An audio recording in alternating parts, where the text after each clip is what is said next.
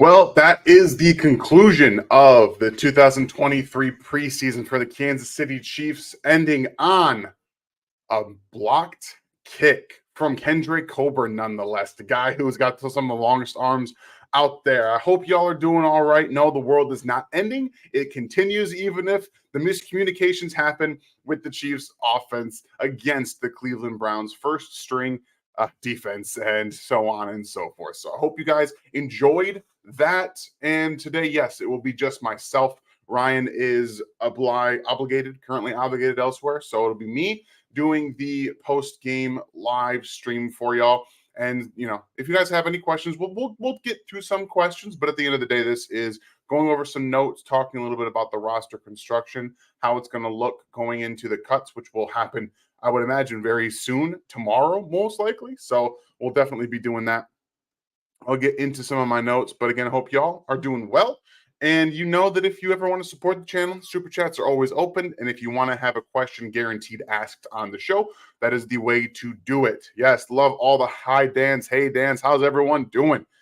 I'm doing pretty well. Honestly, it was fun to kind of sit back and watch that game. I missed a lot of the first because even though I live in Kansas City, not Kansas City, but like an hour outside of Kansas City, they did not show the game on my Hulu channel at all. I did not have access to it at all. And they went to the Green Bay game, which I was very upset about. So I had to quickly find a stream, put it up on my TV, and I missed a little bit there. And also I was getting some lunch and stuff ready for my daughter at the time. So I went back and I tried to make up as much of it as I could. But we do have some injury notes. They went through some of the minor injuries. Doesn't seem anything is going to be crazy injuries, but Chanel did suffer what appears to be a hip pointer, and they're not too concerned about it. So at the end of the day, that's the best thing that we can hope for, is that you come out of this game without any injuries, and they appear to be on the right side of that. There was a Kadarius Toney update. He looks to be ready to practice the week of week 1, which will be cool. At least he'll be on the roster. There's no IR imminent for him. So everyone assuming they can put him on IR and then bring Smith-Marsette back via that channel, probably not going to happen. So we'll definitely talk about Smith-Marsette because he looked really, really good. I see Stevie Keys is in the house. Y'all say hello to Stevie. He can help me as we get through this. But again, if you want to ask some questions, definitely put the question marks in front, especially because I'll be doing this by myself. So it'll be much, much easier for me to pick out the questions as we go along. So right off the top, we will talk about Smith-Marsette because, Stevie comes in, asks a question about him, and he is in my notes. He should be in everybody's notes because he was fantastic. He's been fantastic all preseason. I need y'all to explain this paradox to me. Smith-Marsette can't possibly make the 53-man roster. He needs to make the 53-man roster. Absolutely. I agree, but he's not going to. He's not, and he's going to end up on somebody else's roster who's in need of wide receiver help. I don't know where that's going to be. I know people have suggested Washington, but they seem to be pretty set at wide receiver. So I imagine that's not going to happen. Before we get any further into the Smith-Marsette, I found something that I haven't had before, and it's a Dr. Pepper Zero, but it's strawberries and cream. So we're going to go ahead and crack this open up on the stream for you guys and give it a nice little, lovely, lovely, lovely sound. Give it a little taste. Oh my, it smells like strawberries and cream.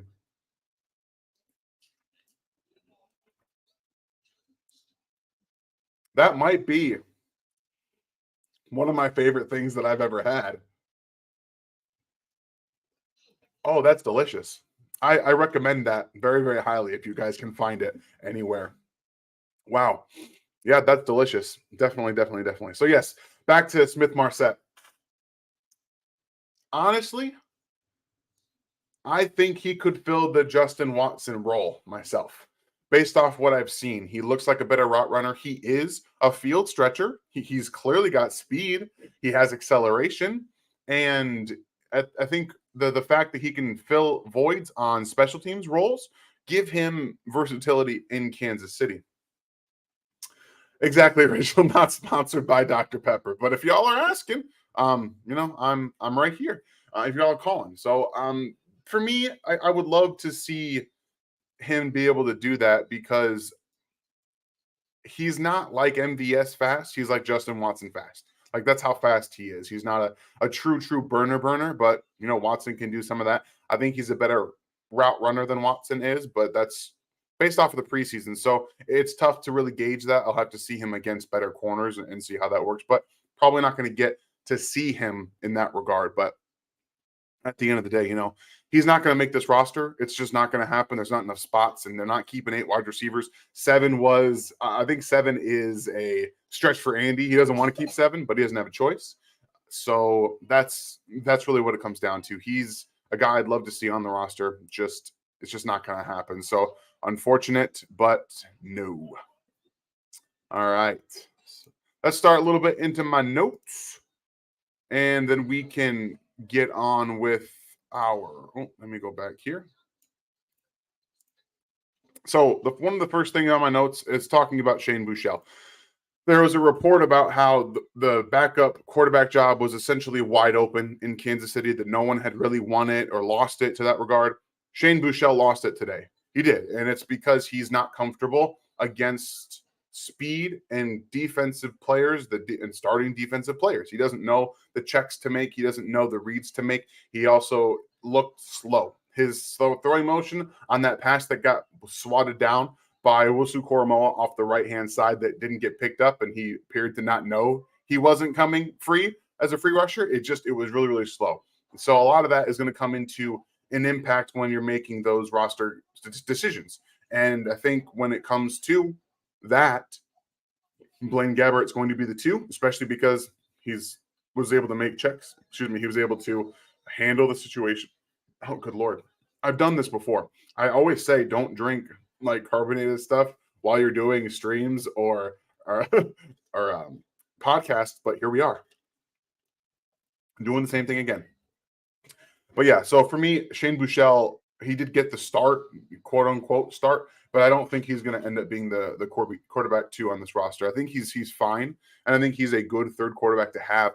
But the Chiefs will be much more comfortable in game situations against defenses that are faster, that will rotate their defenses, will be more apt to change how the defense looks and play fast. I'm more comfortable. I think the Chiefs will be more comfortable with Blaine Gabbert as the second quarterback in Kansas City. So I think what I'll do is we'll answer a question. We'll go to a note. We'll answer a question. We'll go to a note. That way everyone's happy. Yeah? Sounds good to me. What's going on, Ben? Thank you for the question. Do you think Khalif Halisi makes this roster?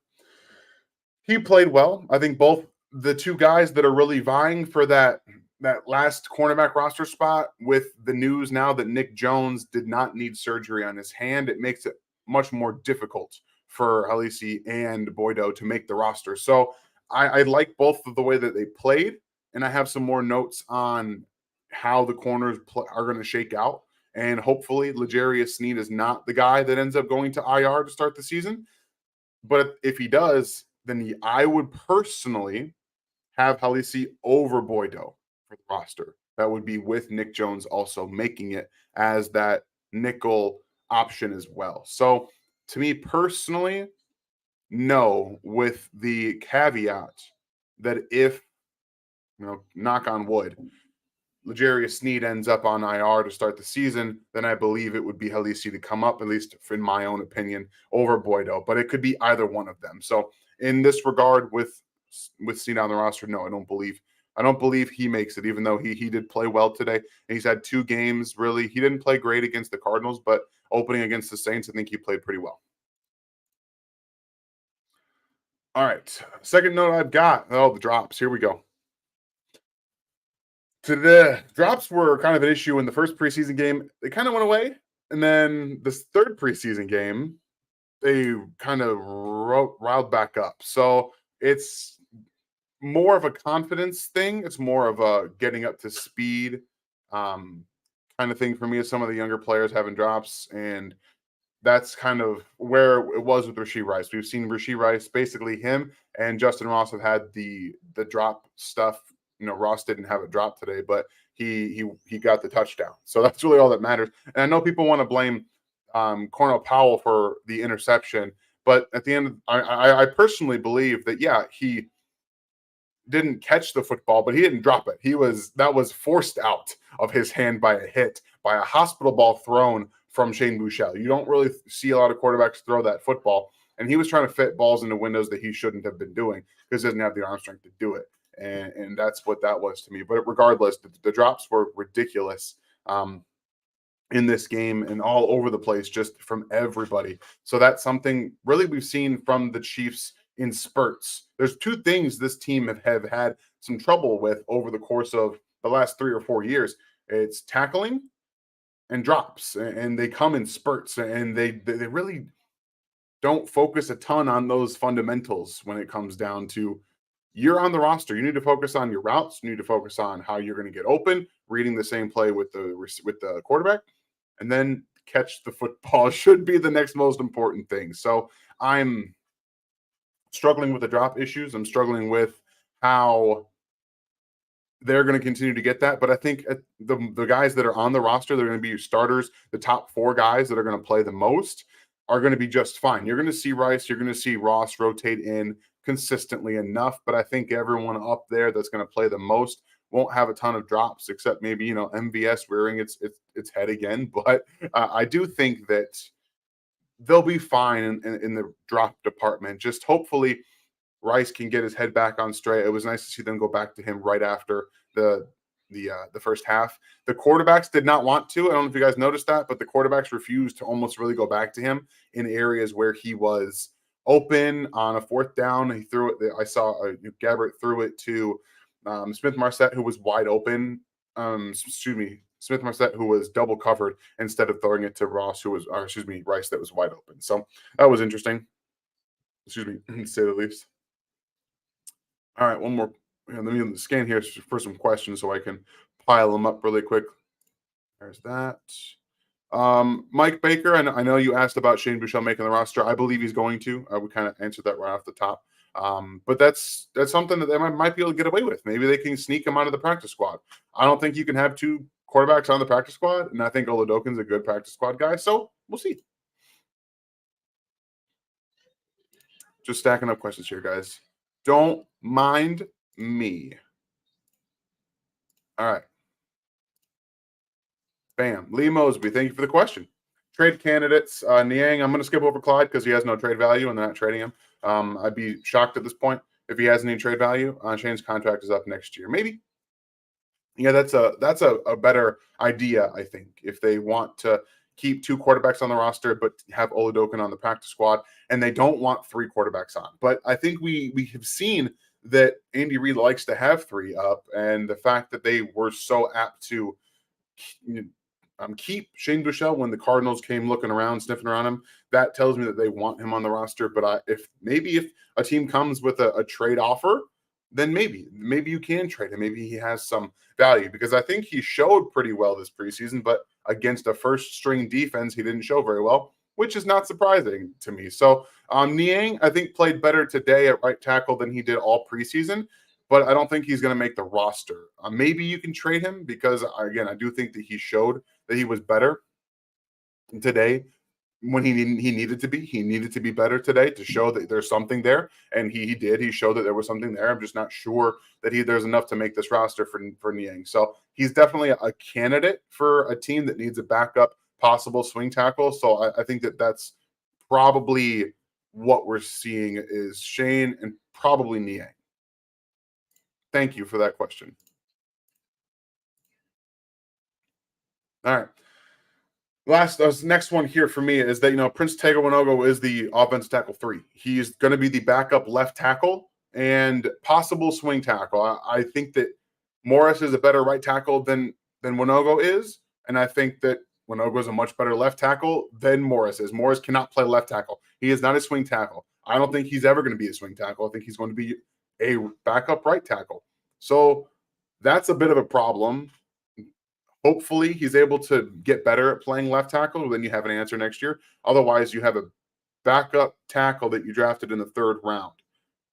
That's a tough situation to be in, much like they just drafted Lucas Niang not too long ago in the 3rd round, ended up being a backup, and he's probably not making this roster. So interesting stabs on third-round players over the last few years who don't play very much. And I'm hopeful for Leo Chenal playing some pass rush snaps, but he's a base linebacker, and that's not great.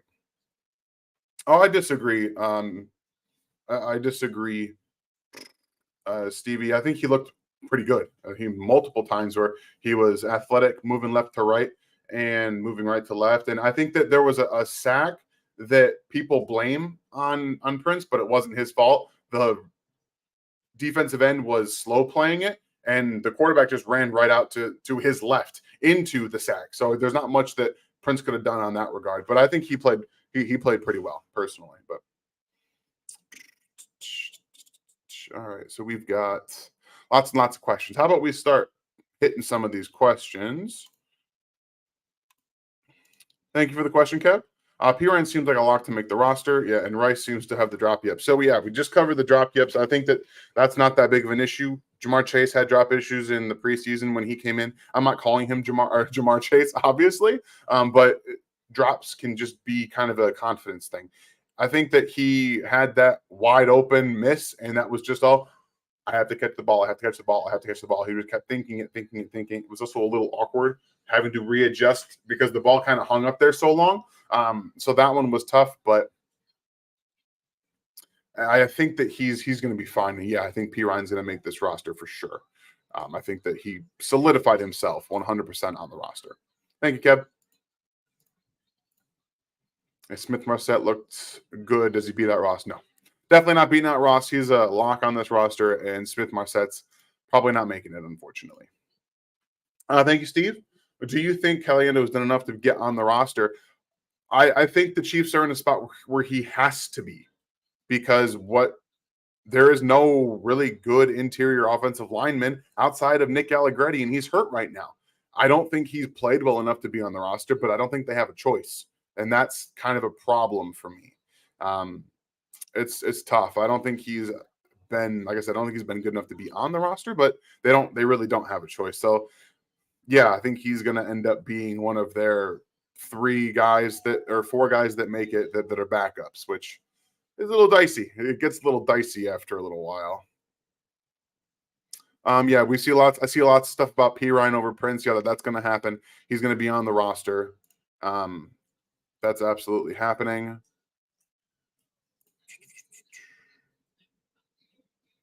Players in the team I could cut. That's going to be something I'm not going to be able to answer, unfortunately, but I'll do my best. Thank you for the super chat, PK. So, FAU Defensive Rookie of the Year, possible or pipe dream? Perfect, because this can get into some of my notes and answer a question at the same time.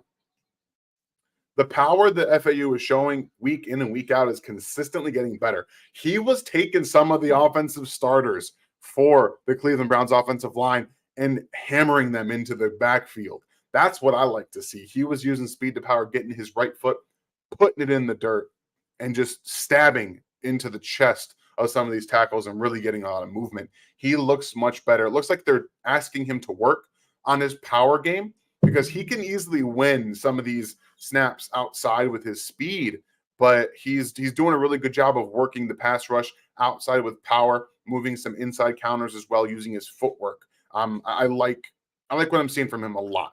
I don't think he's going to win Defensive Rookie of the Year, because I don't think he's going to play enough to do it. Early in the year, he's going to have an opportunity to put up some numbers, because that we know Charles Menahue was out at least 6 games, right? We don't think he's going to be able to get that down anymore. So those are 6 games where he's going to be pretty impactful, and he can earn a job later when the Menahue comes back as the guy who comes that comes on the field when the Menahue kicks inside. You saw that a couple times too, where Menahue was inside and you had him next to FAU. So I'm pretty excited about the possibility of those two with Chris Jones. Whenever that happens, I'm sure we'll have some questions about that as well. But I'm excited about his possibilities in this defense quite a bit, PK. Thank you. I'm going to stack up some more questions, guys. We got lots of stuff in here. I'm not going to – there's already one stacked up in here, Daryl, about CJ, but so we'll definitely answer that. CH stuff. Yeah, I'm not going to address Clyde Edwards-Helaire. You guys can talk amongst yourselves about that. Okay, that's something we can talk about for sure.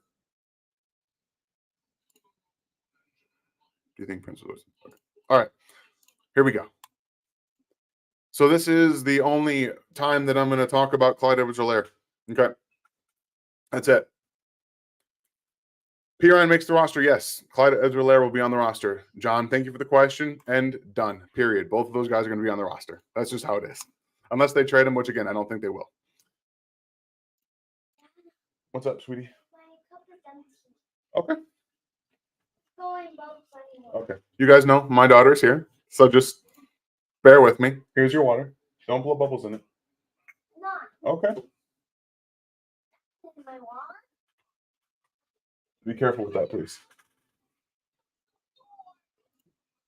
All right. Thank you, Belisarius, for the question. Any concerns with the starting secondary and McDuffie? I don't have any concerns right now. I'll be a little worried if they start the season and L'Jarius Sneed's still hurt or if he goes on IR.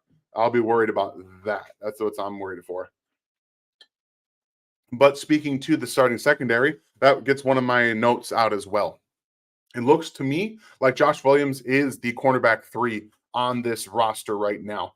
Like last year, they played back and forth between Josh Williams and Jalen Watson, and you saw a lot of Jalen Watson early in the season, and then later they kind of switched back and forth. It looks like Josh Williams has grabbed a hold of that starting job on the outside, and he's not letting go of it right now. So we'll see how that plays out.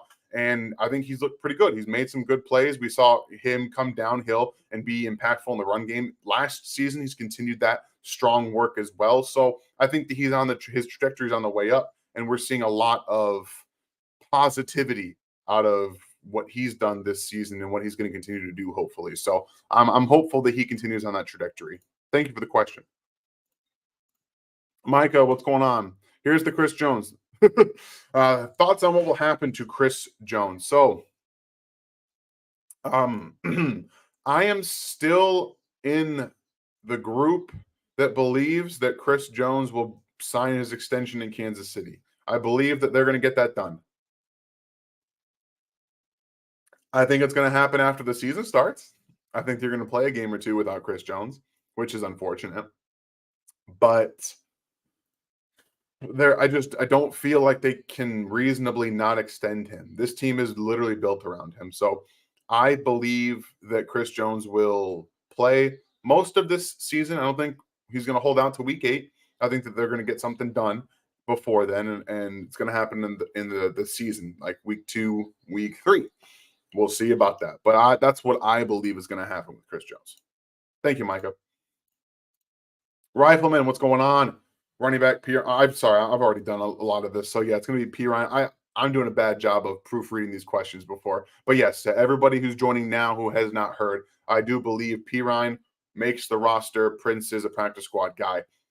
He does not look anywhere close to the athlete that he tested as Prince does. He doesn't. So, that's an unfortunate thing for him right now. Maybe he looks better next year. And Micah, yes, I just answered that question about Williams and Watson. I believe it's going to be Williams. Did Rice have issues with dropping in college? He did have instances of concentration drops. That's like that was his thing. Like he made these spectacular catches and the spectacular grabs, but every once in a while you saw concentration drops in there, which they can be fixed. Those aren't a problem with technique. They're not a problem with ability. His hands are fantastic. Like in terms of overall playmaking ability with his hands, they're fantastic. So I've got no reason to believe otherwise that he'll be fine. He'll just be getting through some of the confidence stuff and just having some concentration drops. All right, DJ, thank you. If Jones gets $30 million out of the young guys for the future contracts, who do they keep? Sneed, Creed, Trey, or Gay? I think they have shown that they are going to put as many guys on the offensive line as they can. It's going to be Creed and Trey. It's not going to be Sneed. It's not going to be Willie Gay. Those are the 2 guys that they probably keep out of those 4. That's unfortunately how it is. I think that it makes a lot of sense with the way that they've drafted their talent on the defensive side and how they've addressed the offense. You keep Patrick upright at all costs, they'll figure it out on defense. And that's, in my opinion, how they should operate. Appreciate it, DJ. What's going on, Javance? How you doing, man? I think they told Shane to play badly so the team wouldn't try to come for him. Honestly, I wouldn't put anything past Andy Reid and the front office to try to sneak some of these guys onto the practice squad because it's going to be tough to. I think that they inherently want to keep 3 quarterbacks. I think they do, but the fact they're just trying to keep some of these guys on practice squad. If they wanted to keep someone on practice squad, they should have told Smith-Marsette to just kind of not show up today. So drop some balls badly, to have some concentration stuff, tip a ball into a defender's hands like we saw a couple times, do that stuff, and then maybe he would have been able to sneak through. But he's not going to be able to now. But I wouldn't put it past him to try and do that at all. I appreciate the support there, Javon. Always, man.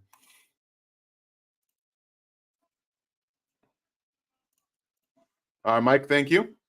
Beach is probably already on the phone trying to get another defensive tackle. Scary how thin the D-line is right now. Unfortunately, they have zero money to do so. Until they sign Chris Jones, they have no money. They have none. So here's how this is going to work. The only ways that they can create money is if they restructure a guy like Joe Thuney or Kelsey. And if they make a move like that before they sign Chris Jones, guess what that tells us? That tells us they're not going to sign Chris Jones. As long as they don't restructure any of these guys, there should be a lot of confidence, at least belief that the extension is coming because they need money to sign somebody. There's got to be something happening here. And regardless of Chris Jones or restructure, there is going to be a move that happens to give them some cap relief because they have like $100,000 in cap relief right now. Yes, that's right, Stevie, or Butker. That's another one as well. Those are the 3 guys you can get actual money from. So it's going to be a testament to how long this goes on that they want to play with like no cap space and no room to be able to do anything. Very, very, very interesting. I appreciate that question, Mike. All right, let's go ahead and pile up some more questions. All right. Oh, sorry. Stacking that one. I'll get to it, Andrew. I promise. All right. Info, what's going on? Is Cam Jones ahead of Cole Christensen in your opinion?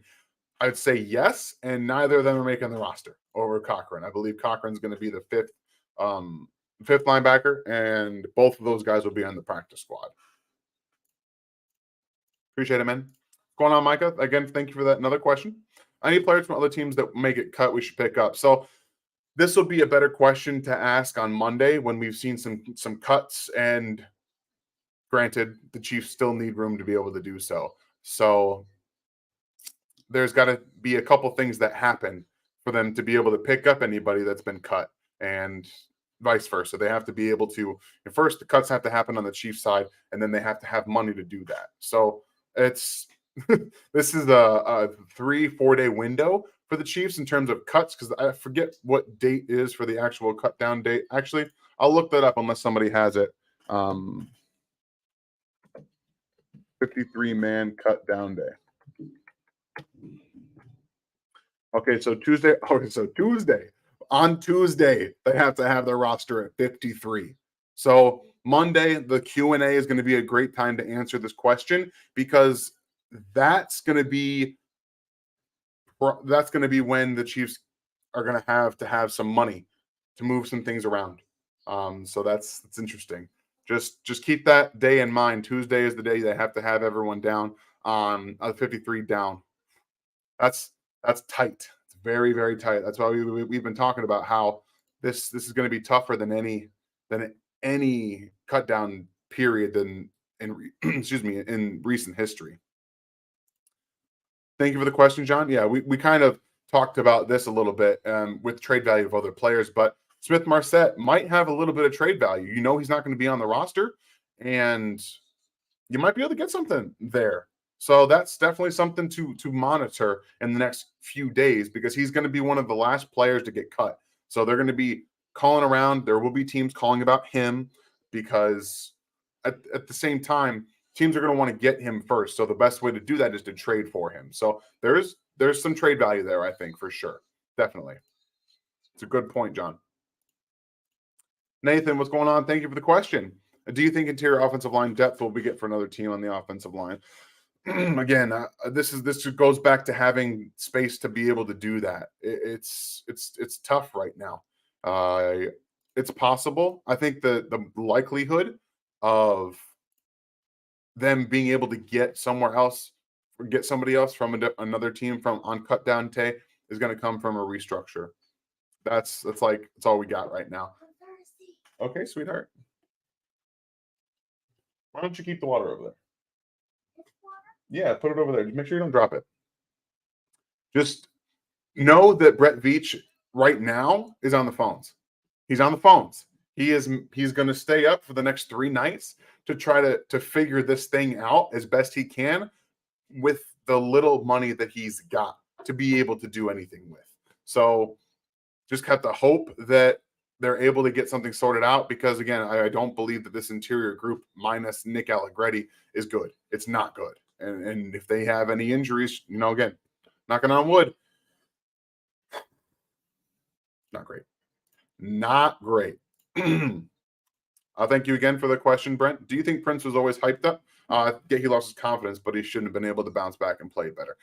Yes, I believe that he was hyped up on purpose, specifically because early in camp, and when I was at camp, I actually overheard a conversation talking about how the Chiefs consistently do this. They force feed some of the younger players that they don't know much about in specific ways. Generic Prince had 17 catches in his collegiate career.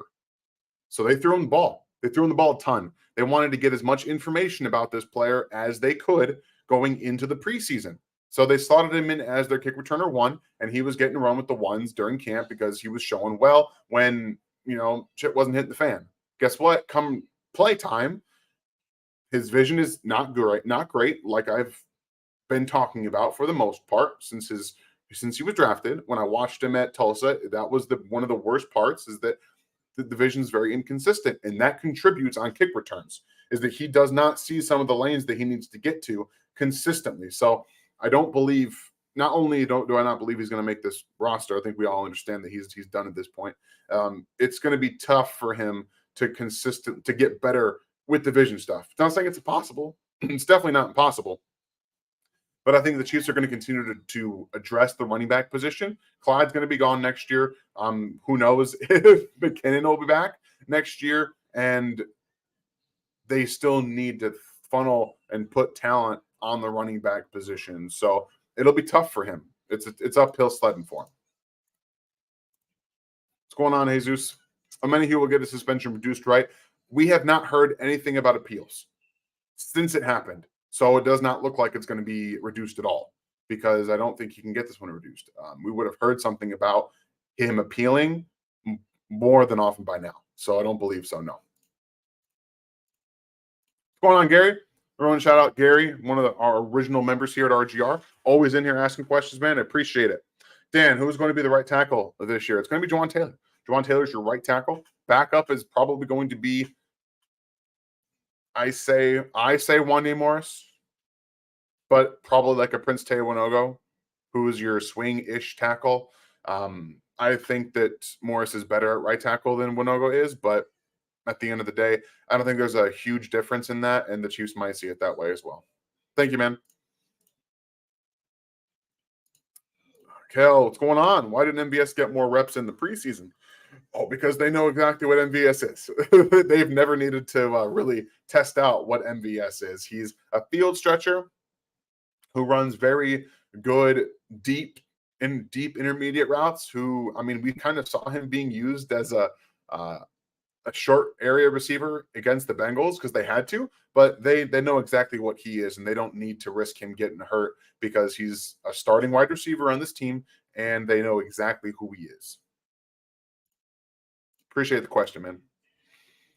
JC Hooker. Remigio didn't get any snaps. Is he hurt, or the Chiefs not wanting to show him and he might clear waivers? So he sustained a shoulder injury 2 Tuesdays ago in training camp, and he hasn't played since. I don't know what's going to happen with him, but I would believe that he would be one of the guys to be on the IR for the whole year, because I think the Chiefs do want him. I think that there's a lot of not just, return ability there. I think there's a lot of wide receiver ability, and we saw that multiple times in camp and in the first preseason game with ball adjustments, being able to high point it at his size.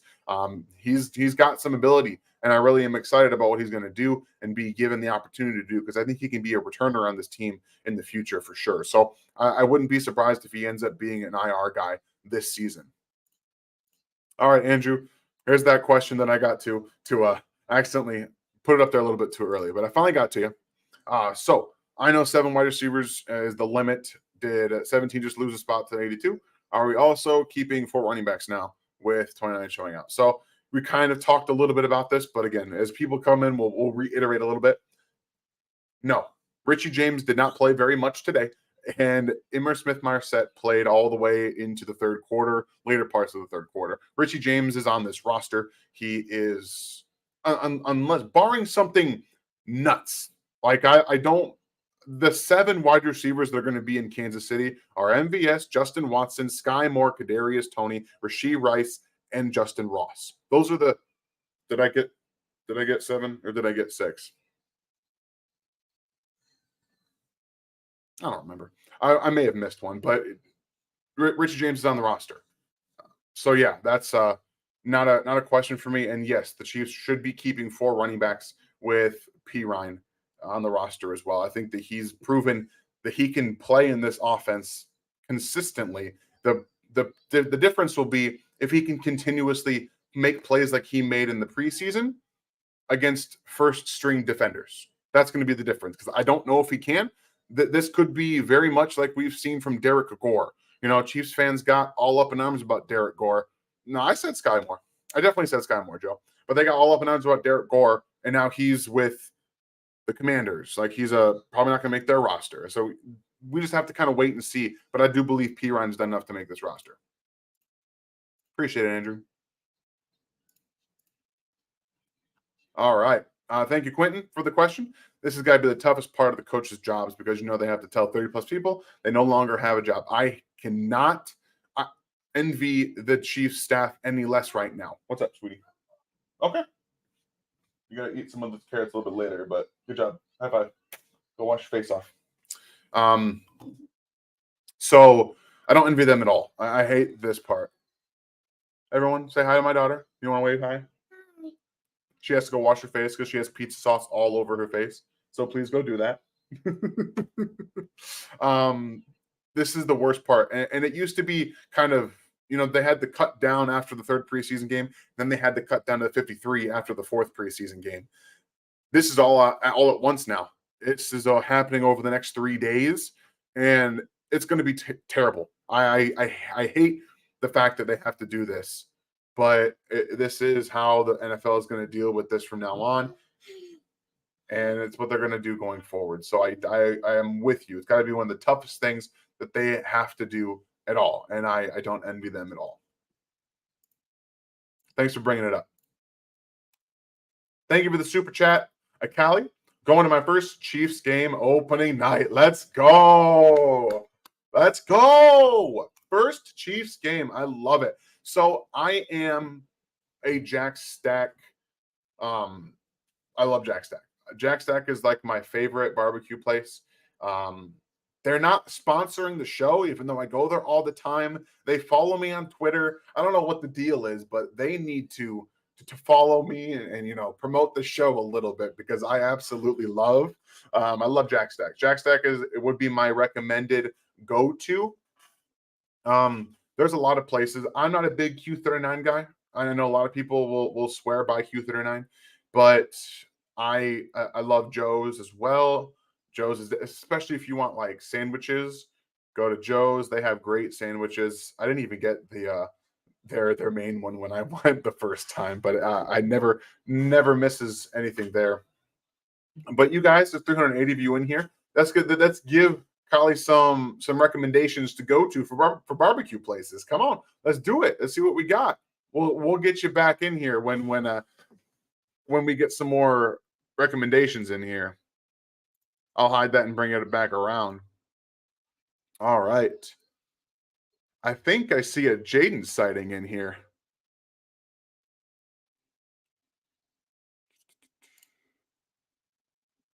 I think we answered that one. Surprise cuts, we'll do that one. All right. Slaps was good. Slaps, I've been to Slaps. Slaps was very good. I recommend there as well. Absolutely. What's up, Jaden? Does Smith Marset make it? Nope. He's the eighth wide receiver, and they're not keeping eight. Nice to see you, man. You guys go check out Jaden's podcast. I've been a guest on his podcast. You definitely should go check him out. Absolutely. He does fantastic work. Nice to see you, man. Nice to see you. All right, Jeremy, thank you for the question. Any surprise cuts?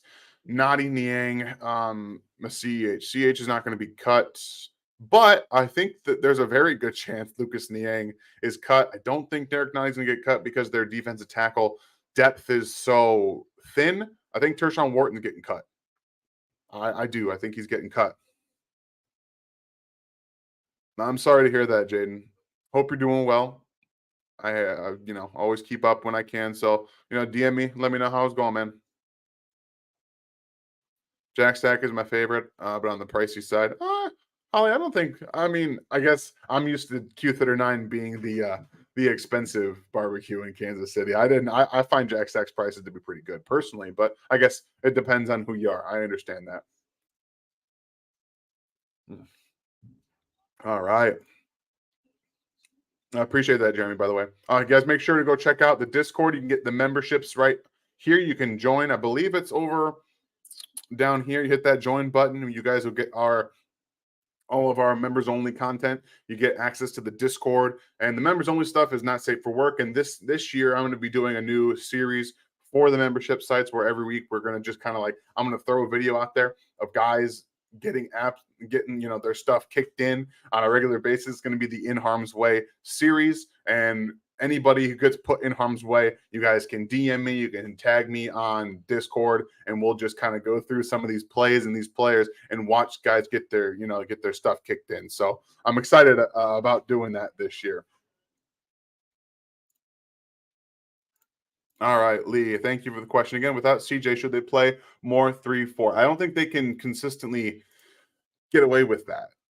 I'd like to see them play a little bit more. You're probably going to see them play more base. That's probably what you're going to see, but it will look more like a 5-2 if I had to guess, because that will give them the best shot to stop the run and be able to still rush the passer and maybe not get gouged as much down the field still. But I don't really know. I think that they'll just continue to play more for their continuous defense, and you might see Mike Dana playing more 3-tech in this scenario. So fingers crossed we see maybe Chris Jones a week 2, week 3 at at the latest. All right. All right, just going over a few more of our notes before we head on out of here. I think that Danny Shelton is on the roster for sure. I don't think they can reasonably get rid of him, especially with the Chris Jones stuff going on. It's tough. So I think Danny Shelton has solidified himself. I think he's played well, and he's not the best run defender, but at the same time, you can just kind of plug him in there and do whatever you want to with it. I mean, just kind of say, just take up 2 blocks. You don't have to make the tackle. Just try to get something done. So yeah, we talked about FAU, so most of it has been covered. Thank you for the question, Robert. I'm sure we're going to give Creed and Bolton an extension. Do you think we'll be able to keep Trey Smith? I think so. Trey Smith is not a Pro Bowl. He's not a all-pro level guard. So his contract is not going to be nearly as much as people think it's going to be, unless he legitimately plays at an all-pro or Pro Bowl level this year, which I still don't think he's going to. So I think you can still get him for a reasonable contract and help extend some of this down the road for the Chiefs, because Trey Smith's he's above average guard, and he's a really, really good run defender or run blocker. I think that he's still got some footwork issues. So I think that at the end of the day, that's going to help be able to keep guys like Creed and Bolton, possibly Snead. I doubt it's going to happen, but you never know, man. You never know. Thanks for the question. All right. Thanks for the super chat again, Jaden. Jack Stack was by far the best barbecue I had when I was there, and on a scale of 1 to 10, how likely is Ross wide receiver 1 or 2, and is Gabbert quarterback 3? So Ross is going to be the wide receiver 7. He's going to come in some packages here and there. I just don't think that he's ready. I don't think he's ready to take on a full workload next year. I think if MBS is cut, that's when you're going to see if MBS is cut next year. They believe that Ross is ready to take over as the X. That will be what it is. Like, that's what it's going to be when it comes down to the cuts for next year. Is if they believe that Ross is ready to take that next step, MVS will no longer be on the team. At least that's how I view it. So that's just my thing. And Gabbert, I believe, is the quarterback too. Shane Buechele showed today that when the bullets are firing, they're flying fast. He can't respond the way that the way that Gabbert can. He can set the protections. He can go where the ball needs to go quickly. He knows how to do that. And I don't think that Buechele's ready for that yet. Again, thank you for the super chat, Jaden. Appreciate it. Jesus, what position do you think needs improvement? Oh, that's a loaded question. I think the interior defensive line needs guys to step up. Outside of Chris Jones, they don't really have anybody to really handle a lot. And the backup interior offensive line, like the interior on both sides of the football, that is not their starters or their studs, is a problem. And those are the two areas that they need to improve quickly. And it's not going to happen because that's just kind of how it works. If you want to join the Discord, Kemper, get in the you gotta be in the memberships.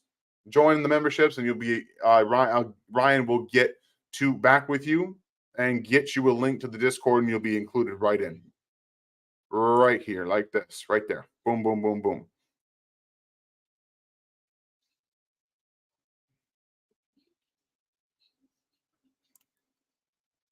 All right, KC Chiefster.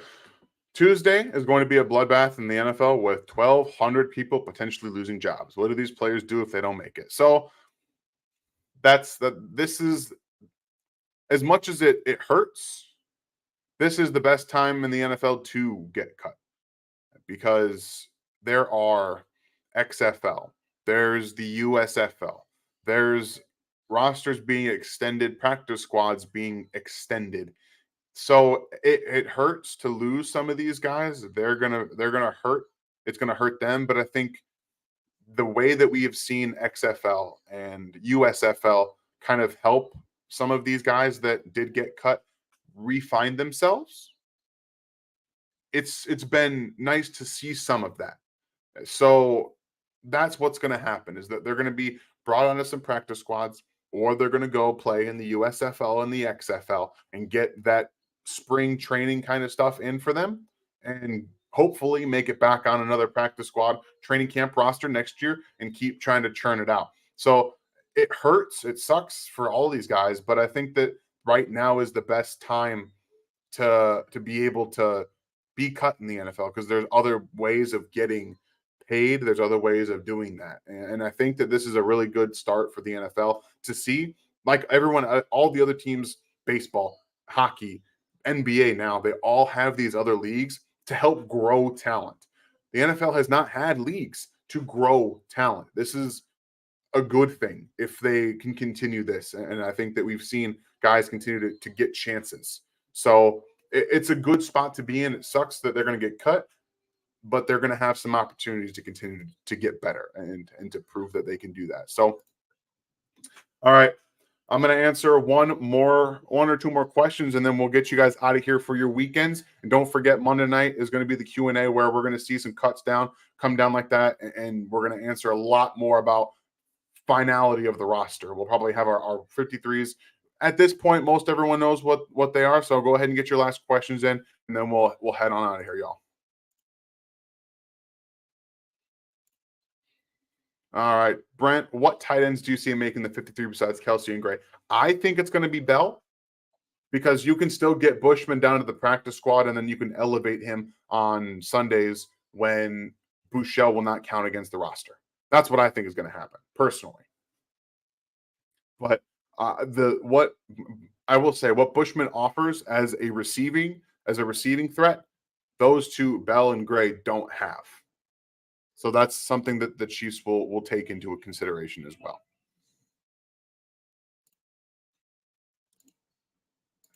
All right, last one, y'all. And then we're going to get on out of here. Thank you all for being here, by the way. You guys are fantastic. 350 of you ish in here tonight. I love it. Concerning Rice's drops, does anyone remember Christian Watson's big wide open drop from Rodgers in week 1 last year? Yeah, that was also a little bit different. Rice doesn't have an issue with his ability to catch a football. And one of the things that we see from guys like Christian Watson and Quentin Johnston, who came out of TCU this year, is that sometimes their hands will be so far apart. This is not where you see their hands coming in and adjusting to the football and making close catches like that. They come apart. Christian Watson, his ball tracking, his timing, and some of his downfield presence weren't there. Like his hands, again, would separate. And technique for Christian Watson is his biggest flaw. For me, for Rice, from everything that I've seen, it's more just concentration. Like he was there, his hands were underneath it, and he just kind of dropped it. Like it wasn't necessarily a technique problem. So, but yes, I agree, Talon. If Fortson did not get hurt, he would have been on the roster for sure, and there wouldn't have been any issues. So yeah, that was our last one, y'all. And I appreciate all of you being here tonight without Ryan and showing me some support. We're getting through some of these questions, some of my notes. And again, the roster stuff is going to figure it out. You're going to see bullets fly for the next 3 days of guys just getting cut, released. Definitely will be having some of that happen tomorrow. Is just be on the lookout for some things like that. We'll definitely have you updated. We'll keep tweeting stuff out. Again, you guys follow me on Twitter over here at In Harm's Way 19.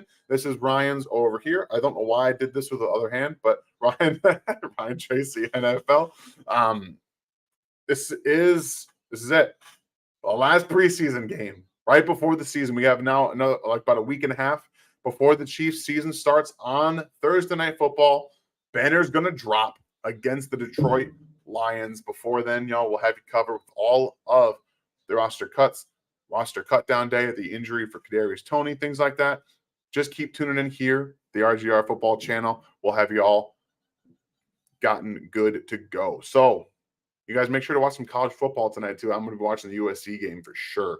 You guys have yourselves a fantastic night, and we'll see you all on Monday. Have a good one.